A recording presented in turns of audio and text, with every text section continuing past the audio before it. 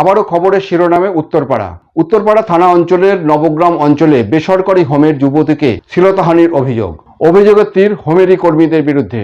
থানায় অভিযোগ জানালে পুলিশ ইতিমধ্যে হোমের সম্পাদক সহ 2 কর্মীকে গ্রেপ্তার করেছে। উত্তরপাড়া থানার নবগ্রামে একটি বেসরকারি হোমে যুবতীকে শারীরিক নিগ্রহের অভিযোগে গ্রেপ্তার 4 জন। গতকালই উত্তরপাড়ার একটি বেসরকারি নেশামুক্তি কেন্দ্রের কর্ণধারকে শিলনোড়া দিয়ে থেতলে খুন করে পালিয়ে যায় 2 আবাসিক। পুলিশ সূত্রে জানা গেছে, গত বৃহস্পতিবার শ্রীরামপুরে মহিলা থানায় অভিযোগ করেছে বছর 26-এর এই যুবতী। পুলিশ গতকাল 4 জনকে গ্রেপ্তার করে। উত্তরপাড়া থানার নবগ্রাম বেসরকারি হোমের কর্ণধার, সেক্রেটারি ও 2 জন কর্মী। তারা ধৃতদের আজ শ্রীরামপুর আদালতে পেশ করা হয়েছে। হোম সেক্রেটারি অজয় চট্টোপাধ্যায় নবগ্রাম পঞ্চায়েতের প্রাক্তন তৃণমূল সদস্য। নবগ্রাম অঞ্চলের তৃণমূল সভাপতি অপূর্ব মজুমদার বলেন, আবাসিক ওই যুবতী খুবই মেধাবী, সরকারি চাকরির জন্য প্রস্তুতি নিচ্ছেন। ওই হোমের বিরুদ্ধে একাধিক অভিযোগ নিয়ে একবার আমাদের পার্টি অফিসে এসেছিল। আমরা বলেছিলাম পুলিশের অভিযোগ জানাতে। অজয় এখন আর তৃণমূল করে না। কি বিষয়? হ্যাঁ, আমাদের দলীয় কার্যালয়ে এসেছিল এক সময় এবং অভিযোগ জানাতে। তো আমরা বলেছি যে পুলিশের কাছে যাও, পুলিশ ব্যবস্থা নেবে, আমরা দল থেকে কিছু ব্যবস্থা করতে পারবো না। কি অভিযোগ জানাতে এসেছিল? কি অভিযোগ ছিল মূলত? বলতে খাবার দেয় না, বিভিন্ন রকমের করে, মানে বিভিন্ন রকম বাজে ব্যবহার করতে এটাই বলেছি আর কি।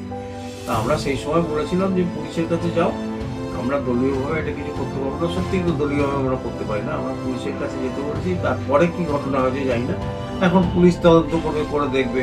যদি পুলিশ মনে করে যে ঘটনাটা সত্যি, তাহলে উপযুক্ত শাস্তি পাবে সে। ঠিক আছে, মানে মেয়েটির মূলত অভিযোগ ছিল অত্যাচার করা। এরকমই। বিজেপি নবগ্রাম মণ্ডল সভাপতি রাজেশ রাজক বলেন, ওনাকে আমরা চিনি, ওর অনেকগুলো রূপ আছে। তৃণমূলের সদস্য ছিল। যদি অভিযোগ সত্যি হয় তাহলে পুলিশ ব্যবস্থা নিক। তৃণমূল করে, তাই পঞ্চায়েতের সঙ্গে ওঠা বসা তো থাকবেই। দেখুন, যার ব্যাপারে আপনি বলছেন ওনাকে আমরাও চিনি, কিন্তু উনি নবগ্রামে গুণী ব্যক্তি হিসাবেই আমরা চিনি। আরও অনেকগুলো রূপ আছে, সেই রূপটা আমার মনে হয় এখানকার পঞ্চায়েত প্রধানের দিকেই জিজ্ঞেস করলে ভালো হয়।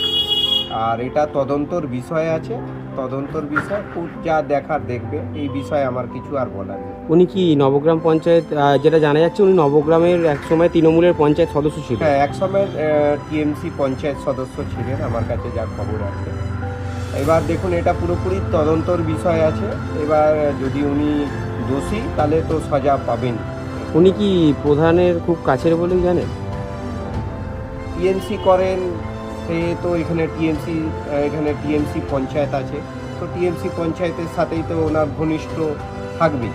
যদিও হোমের কর্মীদের একাংশ জানায়, হোমের কর্ণধার ভালো লোক, তারা দীর্ঘদিন ধরে দেখছেন, কখনো কিছু খারাপ চোখে পড়েনি। ব্যুরো রিপোর্ট, সময় বার্তা ডিজিটাল।